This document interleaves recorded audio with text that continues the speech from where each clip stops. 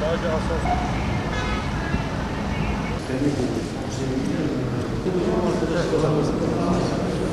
Bugün Evliyalar şehri, ilmin ve medreselerin şehri Siirt'imizdeyiz. Milletvekillerimizle, valimizle, belediye başkanlarımızla, teşkilatımızla birlikte çok önemli kararlar aldık. Hem şehrin merkezinde hem de ilçelerinde yapılacak işlere ilişkin istişarelerde bulunduk. Siirt'imiz aslına bakarsanız deprem bölgesi kuşağında yer alan bir ilimiz ve bu bölgede en önemli gündem maddemiz de yine şehirde dönüştürülmesi gereken alanlar, tarihin, kültürün öne çıkarılacağı meydan projeleri olacaktır. Siirt'te Selçuklu mirasımız olan Ulu Cami etrafında önemli bir kentsel dönüşüm projesi gerçekleştireceğiz.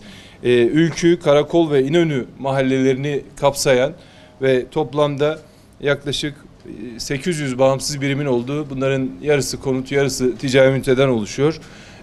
Bu alanda 40 bin metrekarelik alanda önemli bir kentsel dönüşüm projesi gerçekleştireceğiz. Eski Siirt olarak bildiğimiz bu alanda işte halıcıların, kuyumcuların çarşısının olduğu, Ulu Camimizin olduğu alanı ihya edecek bir kentsel dönüşüm çalışması başlatıyoruz. Bu kapsamda rezerv konutlar üreteceğiz. Rezerv konutlarımızı eski hal diye bildiğimiz yaklaşık 40 bin metrekarelik alana Bakanlığımız, Toplu Konut Dairesi Başkanlığımız eliyle 250-300 arasında bir rezerv konut üretecek ve Ulu Cami etrafındaki vatandaşlarımıza ister yerinden, isterse hal binasının olduğu alana yapacağımız rezerv konutlardan, isterse de bedellerini almaları suretiyle bir dönüşüm projesi gerçekleştireceğiz.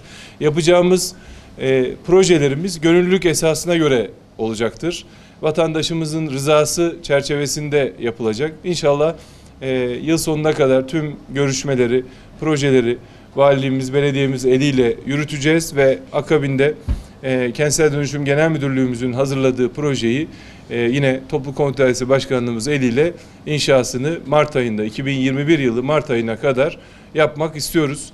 Şehrin içindeki hem galericileri hem kargocuları, şehre artık tam anlamıyla ihtiyaca cevap veremeyen ünitelerimizi de şehrin dışında hem vatandaşımıza hem de esnafımıza daha iyi hizmet verecek alanlara taşıyor olacağız. Diğer önemli bir projemiz 15 Temmuz Demokrasi Meydanı'nın genişletilmesi için belediyemize kaynak aktarıyoruz. 2 milyon lira hibe aktarıyoruz. Şehir içinde ihtiyaç duyulan kanalizasyon hatlarımız var. Belediyemizin vatandaşımıza daha iyi hizmet vermek amacıyla eksik olduğunu düşündüğü kanalizasyon hatlarının yenilenmesi için 5 milyon lira. Şehir içi yollarımızda asfalt eksiklerimiz var. Bu asfalt eksiklerinin giderilmesi için ve kilitli parke yapımı için 10 milyon lira, otogar yapımı için 3 milyon lira, Güres Caddesi'nde bir sokak sağlıklaştırma projesi gerçekleştiriyoruz. Toplamda 23 milyon lira İller Bankası Genel Müdürlüğümüzden belediyemize finans sağlıyoruz. 2 milyon lira da yine Güres Caddesi'nin rehabilitasyonu için hibe desteği veriyoruz. 100 bin sosyal konut projemiz var biliyorsunuz. Tüm Türkiye'de Sayın Cumhurbaşkanımızın açıklamış olduğu proje kapsamında Siirt'imize de 504 tane sosyal konut projesi gerçekleştiriyoruz. Ve bu kapsamda alt gelir grubu vatandaşlarımızın kira öder gibi ev sahibi olmalarını teminen bu projeyi de Siirt'imizde ve ilçelerinde yapıyoruz. İnşallah yıl sonuna kadar da ihalesini gerçekleştirip 2022 yılında da konutlarımızın teslimini vatandaşımıza yapıyor olacağız.